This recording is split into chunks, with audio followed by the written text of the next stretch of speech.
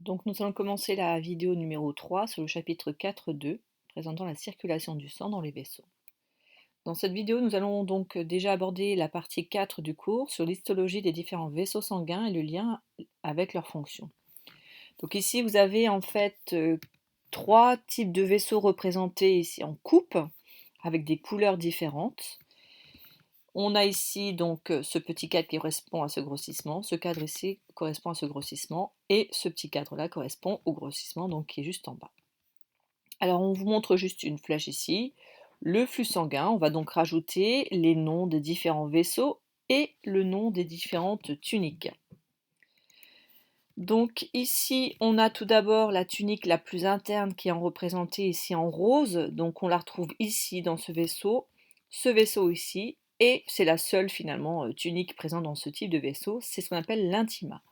On le voit très bien d'ailleurs sur ce vaisseau-là, c'est un endothélium, donc un tissu épithélial. On voit les cellules sont pavimenteuses, jointives.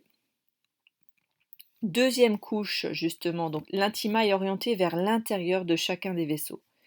La couche qui est juste au-dessus, c'est la média, donc elle est constituée ici de muscles lisses, donc on la représente ici en rouge, vous voyez qu'on l'a ici, ici, mais on ne l'a plus du tout ici. Et enfin, une troisième couche, alors qui est représentée en couleurs différentes, ici en rouge, pour faire la différence entre justement ce vaisseau-là et ici, à droite, mais c'est le même tissu, donc c'est l'adventice, qu'on appelle la tunique adventice, et elle est faite de tissu conjonctif. Donc le vaisseau qui est à votre gauche ici, c'est l'artère,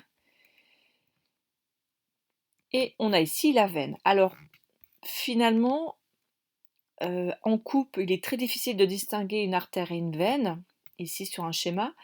Un élément principal qui s'oriente vers une veine, c'est la présence de ces petites, comme des petites portes ici, qu'on appelle des valves. Donc des valves veineuses, on en parlera tout à la fin du chapitre. Et ensuite, ici, vous avez donc les artérioles. Donc l'artère se ramifie en vaisseaux plus petits qu'on appelle des artérioles. Ensuite, on a ce vaisseau-là, qu'on appelle des capillaires, donc des vaisseaux tout fins. Ensuite, les capillaires vont se regrouper en vaisseaux plus grands qu'on appelle des vénules. Et enfin ici, on a donc la veine. D'accord? Donc l'ordre des vaisseaux est très important. L'artère provient du cœur. Les artères se ramifient en vaisseaux plus petits, les artérioles. Ensuite, les artérioles se ramifient en vaisseaux encore plus petits qu'on appelle les capillaires. Les capillaires vont se rejoindre, vont se regrouper en vaisseaux un peu plus grands qu'on appelle les vénules. Et les vénules se rejoignent en un vaisseau plus grand qu'on appelle les veines et qui reviennent jusqu'au cœur. Alors, vous avez dans votre cours un tableau comparatif de ces trois types de vaisseaux. Donc, vous devez connaître évidemment le nom de ces trois vaisseaux. Donc, artère, veine, capillaire. Donc, attention, ils ne sont pas dans l'ordre là, on l'a vu juste avant.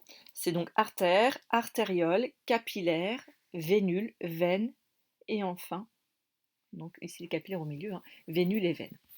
Donc, on doit connaître les différentes caractéristiques de chacun de ces vaisseaux. Les artères, tout d'abord, elles ont une paroi très épaisse, jaunâtre, on l'a vu lors de dissection du cœur. Et lorsqu'elles sont ouvertes, on l'a vu aussi lors de la dissection, elles restent ouvertes lorsqu'on les coupe. Donc restent béantes à la section. Elles ont une couche intermédiaire, donc la média, qui permet de résister aux fortes pressions parce qu'elle est épaisse. Et sa média est riche en fibres élastiques, ce qui permet en fait de résister un petit peu à la forte pression de sang lorsqu'il est éjecté du cœur sous forme de pulsation. Pour les veines, la paroi est mince, contrairement à l'artère. C'est d'ailleurs pour ça que lorsqu'on a un cœur ici, où il y a quand on a fait la dissection, les veines, on ne les voyait pas très bien, puisqu'elles étaient vraiment, elles se refermaient lorsqu'elles sont vides. Par contre, ce qui est très important pour les veines, pour les reconnaître sur un schéma, sur une coupe, elle est faite également de trois tuniques intima, media et adventice, mais par contre, elle possède des valves. Donc la valve, c'est l'intima qui forme des petits clapets comme ceci. On verra à quoi elles servent. Pour les valves, justement, elles empêchent le reflux sanguin, on en reparlera tout à la fin pour le reflux sanguin, le retour sanguin. Les capillaires, donc la paroi est très fine puisqu'en fait elle ne possède qu'une seule couche de cellules qu'on appelle l'endothélium. Donc attention de ne pas confondre avec épithélium. Endothélium, endo ça veut dire intérieur, et thélium donc ça vient d'épithélium. Donc c'est le tissu qui constitue la paroi du capillaire, et comme c'est une seule couche de tissu épithélial pavimenteux, on appelle ça l'endothélium. D'ailleurs, on l'a dessiné, vous vous souvenez, hein, quand on avait schématisé un vaisseau sanguin en coupe longitudinale lorsqu'on faisait l'absorption intestinale. Alors, ce qui caractérise justement ces capillaires, c'est que la paroi, comme elle est fine, les gaz respiratoires vont pouvoir passer au travers cette paroi, c'est-à-dire passer du sang vers les alvéoles ou alors du sang vers les tissus. Donc là, on a mis en évidence les points importants pour chacun des vaisseaux. Donc il y a des points communs et surtout, retenez bien les différences. Alors, dans la partie 5 du cours, on va parler des propriétés hémodynamiques des vaisseaux sanguins. Donc, il faut savoir que l'écoulement du sang dans les différents vaisseaux va dépendre de 3 facteurs. Le premier, c'est le débit cardiaque, vous vous souvenez, hein, c'est ce qu'on a abrégé D, grand D, on a calculé dans un des chapitres. C'est finalement le nombre de litres que va donc éjecter le cœur par minute. Donc c'était environ 8 litres par minute. Ensuite, on a la pression artérielle. Vous vous souvenez, la pression artérielle physiologique, c'est 12,8, donc 12 pour la pression systolique et 8 pour la pression diastolique. Et la résistance à l'écoulement. Alors, ce qu'on appelle résistance à l'écoulement, elle est donc liée à 2 points, la viscosité du sang. Donc plus le sang est visqueux, ça veut dire épais, donc il va s'écouler plus difficilement. Et si les vaisseaux ont un calibre plus petit, évidemment la résistance va augmenter également.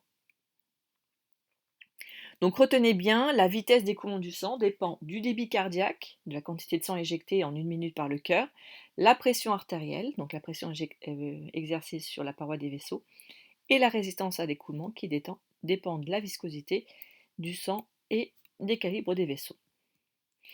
Alors justement, vous avez un document 5 qui montre le lien entre la structure et la fonction des 3 catégories de vaisseaux sanguins. Donc c'est celui-ci. On va prendre un petit peu de temps pour regarder donc les axes. Donc ici, vous avez en ordonnée la pression sanguine en millimètres de mercure. Donc vous voyez, ça va de 0 à 160. Et au niveau des axes, des abscisses, on n'a pas de temps ou autre paramètre, ni de concentration. C'est en fait la localisation, c'est-à-dire dans quel vaisseau on se trouve. D'accord ? Donc ça, c'est très important. Et on voit l'ordre. L'artère aorte, c'est donc l'artère qui part du cœur, donc à la sortie du cœur. Ensuite, cette artère va se séparer en d'autres artères pour aller rejoindre les différents organes. Les artères vont ensuite se ramifier en artérioles, qui vont à leur tour se ramifier en capillaires. Donc à chaque fois qu'ils vont se ramifier, le nombre de vaisseaux va augmenter, mais le diamètre de chacun va diminuer. Donc ça, c'est très important, et on voit ici que le pic ici représente la pression maximale, la pression systolique, alors que le pic, ou la partie la plus basse de la courbe, représente la pression diastolique, donc la pression minimale.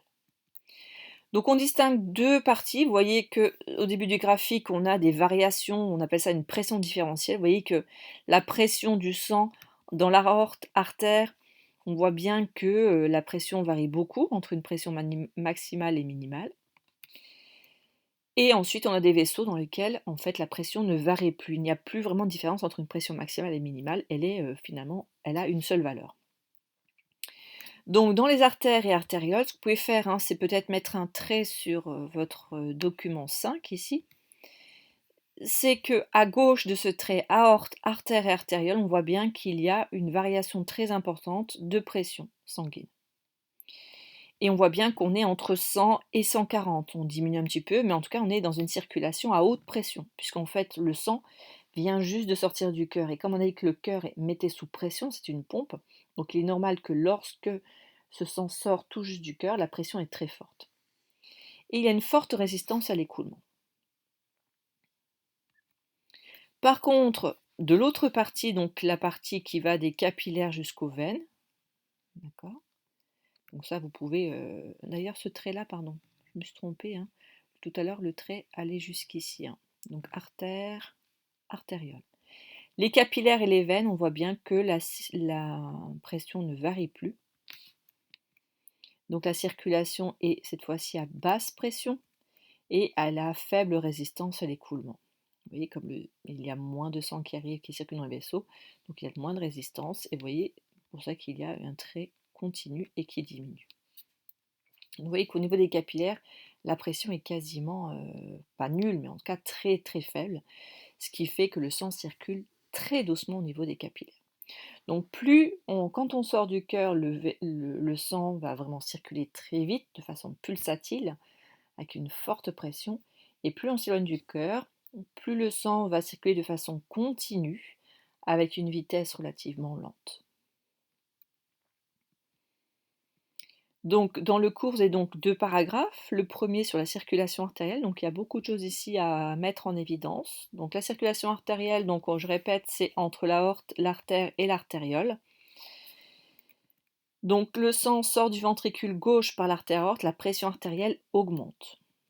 La paroi de l'artère est distendue. Donc, justement, elle va, comme il y a une grosse quantité de sang qui arrive avec une forte pression, cette artère va un peu s'écarter. La paroi va s'écarter.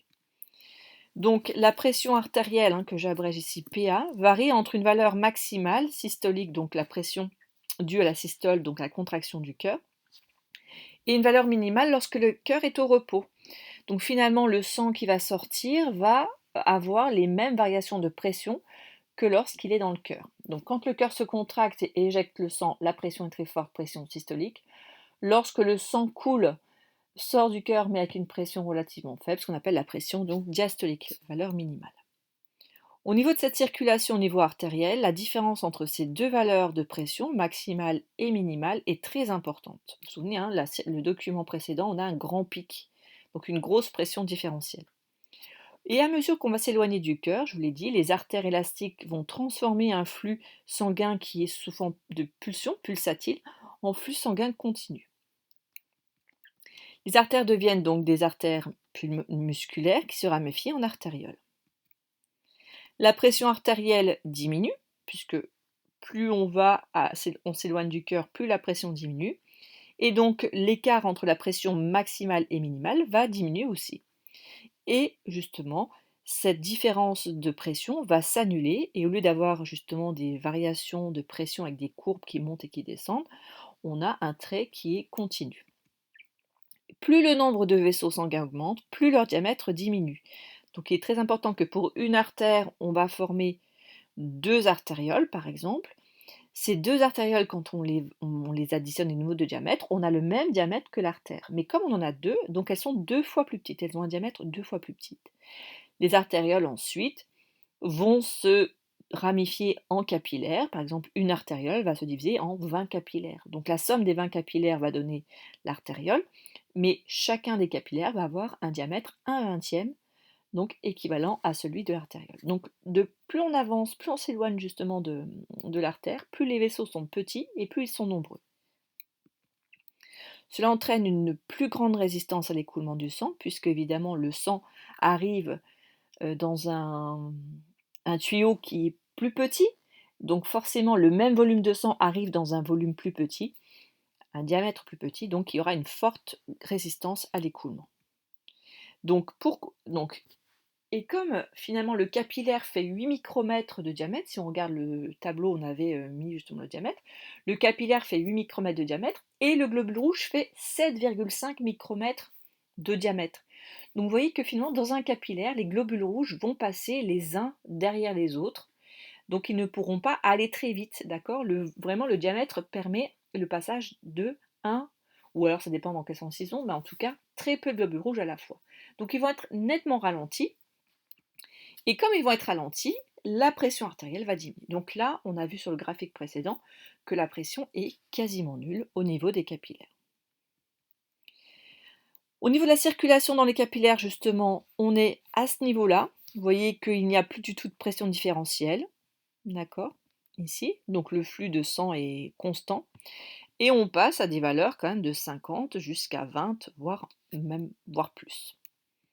Donc ce qu'il faut retenir sur la circulation des capillaires, c'est que le nombre de vaisseaux augmente. Donc s'il y a plus de vaisseaux, on l'a dit, le diamètre va diminuer, ce qui entraîne une augmentation de la résistance à l'écoulement du sang. Donc il y aura une pression faible, puisque finalement le sang circule beaucoup moins vite dans les capillaires. Le sang est quasiment à l'arrêt. Et justement, le fait d'avoir une vitesse de circulation très lente du sang dans les capillaires va permettre une grande surface d'échange et favoriser justement les échanges des gaz respiratoires. Donc c'est ce qui se passe au niveau des alvéoles pulmonaires, mais également entre votre capillaire et vos cellules pour les oxygéner. Puisque le globule rouge, on le verra dans la partie 5, porte dans son cytoplasme de l'hémoglobine qui fixe le dioxygène. Donc le but, c'est de libérer ce dioxygène pour l'envoyer à vos cellules. Mais imaginez que le sang circule trop vite au niveau des capillaires, cet échange-là ne pourrait pas se faire. Et donc le globule rouge repartirait de vos cellules sans avoir envoyé son dioxygène. Donc pour qu'il y ait échange de gaz respiratoire entre votre sang et vos cellules, il faut absolument que le sang circule très lentement au niveau des capillaires. Et c'est possible également puisqu'il y a une seule couche de cellules. Il faut y penser aussi. Donc là, j'ai remis un petit schéma qu'on verra évidemment dans la partie 5 cette année. Donc là, vous avez la trachée avec les bronches, les bronchioles, et ici une grosse alvéole pulmonaire qui a été un petit peu agrandie pour voir. Et ici, vous avez en bleu et en rouge le sang qui arrive. D'accord ? Donc là, on est au niveau poumon, et là, on a du sang oxygéné qui arrive au niveau de vos cellules. Donc, il y a deux endroits où les capillaires jouent un rôle très important dans les échanges gazeux. Tout d'abord, c'est au niveau des poumons. Vous voyez qu'ici, au niveau du poumon, le sang se débarrasse du dioxyde de carbone en bleu pour l'expirer. Et l'air inspiré est riche en dioxygène qui est ici en rouge, qui va ensuite passer dans le sang. Et comme le dioxygène passe dans le sang devient hématosé, repart vers le cœur, qui l'envoie à nouveau vers vos cellules. Et quand ce sang hématosé, donc riche en dioxygène, arrive au niveau de vos cellules, notamment ici une cellule musculaire, c'est l'inverse.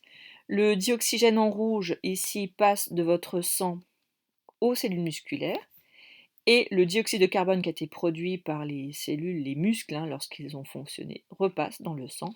Et donc le sang qui repart de vos muscles, mais également tous les autres organes, repart non hématosé pour rejoindre, veine cave inférieure et supérieure, votre cœur, qui l'envoie à nouveau aux poumons, qui le recharge en oxygène, etc. Donc il y a deux zones d'échange de gaz respiratoire, et ces échanges sont dus à l'existence, ici, au niveau pulmonaire, au niveau des alvéoles, mais aussi au niveau de vos cellules, des petits réseaux de capillaires, de vaisseaux très très fins, avec une vitesse de circulation très lente. Il nous reste à parler de la circulation veineuse. Donc cette fois-ci, les veines sont formées à la sortie des organes. D'accord ? Donc le sang arrive par les sortent du cœur et arrive à vos organes par artère artérielle capillaire. Et quand il ressort des organes, il reforme capillaires, vénules et veines. Donc les capillaires s'unissent pour former des vénules, puis des veines. Le nombre de vaisseaux, c'est l'effet inverse de tout à l'heure, le nombre de vaisseaux diminue puisque les vaisseaux vont se rejoindre au fur et à mesure. Et forcément, si elles vont se regrouper, ces vaisseaux, ils vont donc avoir un diamètre plus important. À ce moment-là, le sang circule à basse pression, souvenez-vous, puisqu'il était quasiment vraiment très très bas. Donc imaginez le sang à basse pression au niveau de vos pieds, il faut qu'il remonte jusqu'au cœur. Donc ça se fait par les veines. Alors justement, la circulation n'est pas due à une forte pression comme quand si le sang sort du cœur. Donc il y a évidemment quelque chose qui va aider la circulation veineuse. Donc vous avez ici une coupe d'une veine en bleu, avec les muscles, on imagine que c'est au niveau du mollet, vous avez donc des muscles ici au niveau de la jambe. Et là, on vous montre bien que la veine est coupée en petits tronçons, et que de chaque côté des tronçons, au-dessus et en dessous, on a donc des valves. Donc les fameuses valves que l'on a vues tout à l'heure quand on a vu l'histologie des veines. Alors il n'y a pas du tout ces valves au niveau artériel puisque le sang est sous forte pression, donc il va avancer tout seul. Là, il faut que le sang remonte. Donc ici, le sang arrive dans un tronçon, il est ici, et pour le faire avancer, parce qu'avec la gravité, finalement, le sang ne remonte pas tout seul, il est important de faire contracter les muscles. Vous voyez qu'ici, il y a des muscles squelettiques qui sont représentés de chaque côté. On a vu que quand les muscles se contractent, ils se raccourcissent et prennent de la place. Donc ces muscles-là vont compresser de chaque côté la veine. Et quand ils vont compresser la veine, le sang va être expulsé. Et quand le sang est passé dans le tronçon supérieur, les valves se referment. Vous avez d'autres muscles au-dessus qui vont à nouveau se contracter pour faire avancer, ainsi de suite, donc le sang, pardon. Et donc le sang, ainsi grâce aux valves et grâce à la contraction des muscles, le sang retourne vers le cœur. Attention, ça c'est important de bien comprendre puisque le sang est à basse pression. D'accord? Donc il ne peut pas remonter tout seul. Donc contraction des muscles et la présence de valves. Donc la présence de valves, donc c'est la couche la plus interne des veines qui vont former ces petits clapets. Donc c'est les veines infracardiaques, donc au niveau musculaire, appelées aussi veines propulsives. Ces valves fractionnent la colonne. Vous voyez, je vous l'ai dit, vous avez des petits tronçons comme ça, donc la veine est formée de plusieurs tronçons, avec de chaque côté des valves. Et donc ça permet au sang de remonter par paliers, donc suite avec la contraction musculaire. Et donc justement, donc la présence de valves et la contraction musculaire, et il y a aussi la fonction aspirante du cœur, puisqu'en fait quand le cœur est vide, il va à nouveau aspirer le sang. Donc c'est ce qui va aider, il va vraiment aspirer le sang pour qu'il revienne de nouveau dans les veines caves supérieures et inférieures. Et enfin, la faible résistance à l'écoulement, ce qui va faire que finalement dans les veines, le sang circule beaucoup plus facilement et va remonter donc le long des veines jusqu'au cœur. Voilà, donc cette troisième vidéo sur le chapitre 4.2 est terminée. Donc, comme d'habitude, si vous avez des questions, n'hésitez pas à les poser dans les commentaires ou à me les poser lorsqu'on se reverra en classe.